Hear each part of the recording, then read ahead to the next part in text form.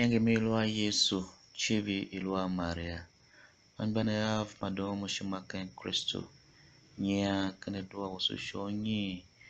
kenshono istane slovane ampasulu hodido shazo Father Stephen yote yo sikene neto ungwanana nya samba ene dua shonyi kenshen yembe mo Kristo shinku adua nekba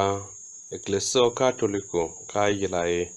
aduo kuran ile vutudo shin aduo basima puve weren awon tomyo adua nen ka wasikwa shahiren a Yesu ae okuman onelo kuran ile vutudo la sekba shika umbo ser seka samba tondo binda e Kristo sispangwa monaya sulumba kuran ile vutudo Shen solo kwa kuran ile vutudo yo kratavega ofae o kuran ile vutudo kakbago nkane masungwa isembune masika kwame sho masibane vutesise hipe suluyo alusumba ba kuran ile vutudo shino sumba ba kuran ile vutudo gayo kene tuane Ecclesio Catholico lama visi chi Sho vere shiman ungwanem kane mate myo kuran ile vutudo shivesin shatam awomen kijbenda isitsu werena odotom ameshintanene Ecclesio Catholico busono nomso mankase ovebushima ovundune sarineta tsuwan binda yerena odotom shintane o father she o sisters she o brothers she but suwan binda evos na yo eno mankwase aondo kazwa chivi alwe kijbinda sitsune si aiko wayo ndana aba nomso mambakase ha ma owesi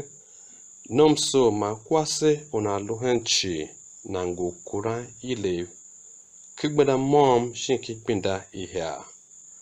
Shikisimba sutuma henchi nomso mankase mambaye simba batundun okuran ile vutudo ka Kristo chela. Katia kiala Yesu apasi yona hene vese yongo kuran ile vutudo kivyange yuhane tio puevyo kundo karotan karohai. Azahe mene pasise tio kia yongo kuran ile vutudo yo akawone. Yongo myo yam mfai shingi dono chamo mayang me de yongo yamyo me saga shimao mokba na fatio oguhome yongo ne shekevga Yesu tesise eun ku yongo na a mana chi a gena chi a yu o mayang je basala alen bolun kwa ai salen gayo Irene Yesu ne sase bakura ile basulungwa namkane makresi hisembone semba sulumba hamene ba yutwa ba hamene ba kita ba hamene ba chombo ba hamene ba temme wishaji busu momkene kalo sayo machintane aka hemen uchi aondo hemen o waiko o Quran yongo iwa ushakebla kese basulo bahemene ba yodwa sefatio kai sempone yong da wasi shakeb chi su kurai ashima yasi myom age asichi si fai ngwa mo yase mbanchi jahise bo yodwa aludwa we shatane se basulo bahemene bakita Kasulungwa hiken ka tasishima kwek bishi nyalki yanki sha ye umbien babrolin tom haikev yase sheshane kenjia sunsuleve shesizinda visha tom nekra utuwayo kikba basunugse kamba hum hase sheshane kenjio kavedu ke kukba sifatio o paven hemen onda nese hisempone eka bakura ide patito bane a airen asungwa hise buhige nenga airen heneto ombahemenene kise basulu bakura ile bachombo shimbamte mongoyo aka sungwan chombo krangi fanto tumangwa momga noma kwase bafanto tesimi me yolovega gomo gun kwase kramba fanto kolon yo tsahaga aka a num nogun otione atiola ange itaho higene kanyigbenda silo fanto sikase sambangwa myo Kristo alo pasense kwa hama shinchiongo kuraile vudito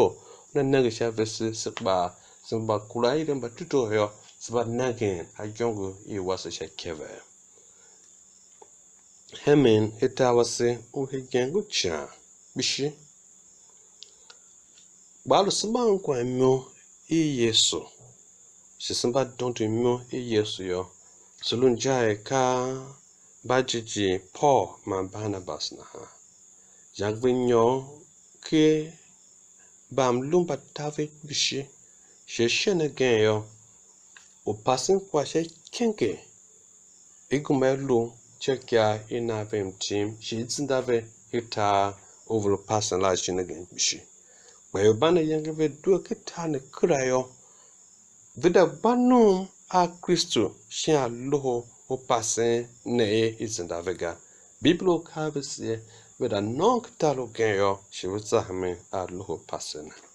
shino sikralo fanto negna hemen o kumangayo si eka ojiji Paul ma Barnabas na ha se kule hundu yengala se